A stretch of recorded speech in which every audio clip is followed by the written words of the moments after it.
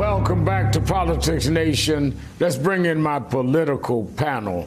Michael Hardaway, Democratic strategist and founder of Hardaway Wire, and Rina Shah, former GOP strategist and an advisor to the Renew Democracy Initiative.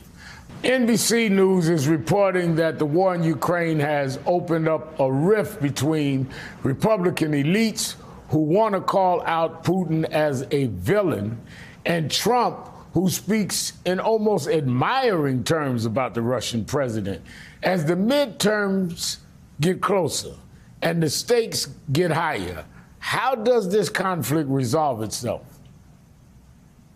Well, Rev, certainly the midterms are not far away, but in essence they are, because this moment of great geopolitical conflict that has made many Americans feel like, when is there an out? When does this end? At what point does Putin stop? And at what point do many Republicans stop shilling Kremlin talking points? These are the questions that we face every day. Normal Americans who see this invasion for what it is, an attack on a sovereign nation that did not do anything to provoke it, are sitting with this moment and sitting with these questions. But what's more important, Rev, is that there are two approaches we can take here. Our lawmakers can take, our country can take. And it's really important to stay focused on the ball about what we can do here in the West. Because there are, again, like I said, two approaches. You can go after individuals, go after banks, energy companies, and state institutions. They go hand in hand.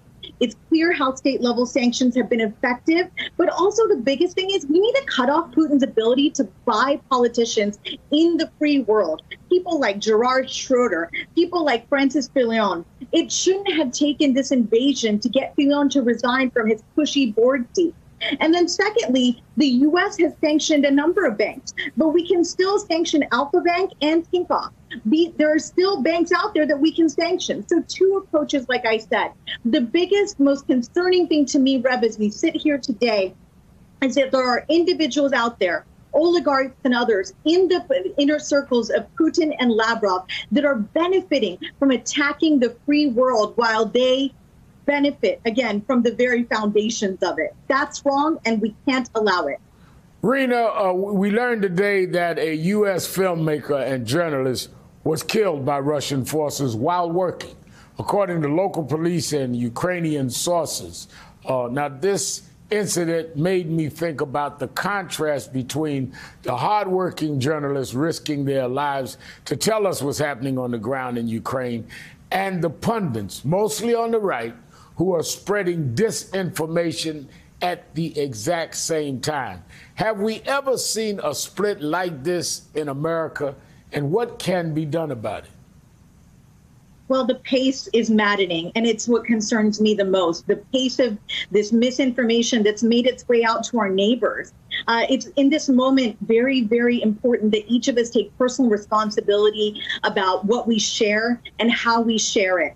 So again, the loss of an American life, a journalist on the ground who was not on assignment with the New York Times, it seems, but was wearing an old press badge that did say the New York Times. This really makes me, it makes me really feel nervous about the future. You know,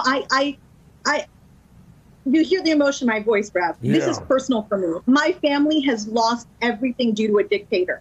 I know what it's like. I know what generational trauma and hardship and anxiety looks like when you've been robbed of everything at no fault of yours. Dictators must be silenced. Their mouthpieces must be silenced. It's up to us in the West to do our part, to stand up for the free press, to push back on misinformation, and to encourage our government, our elected lawmakers, to choose a side. There's not been since 1945 such a clear demarcation, such black and white, that on the global stage that is going to cause us Americans to say either we unify under the banner of democracy, which I know it's hard to do because democracy is messy by design, but it requires unity.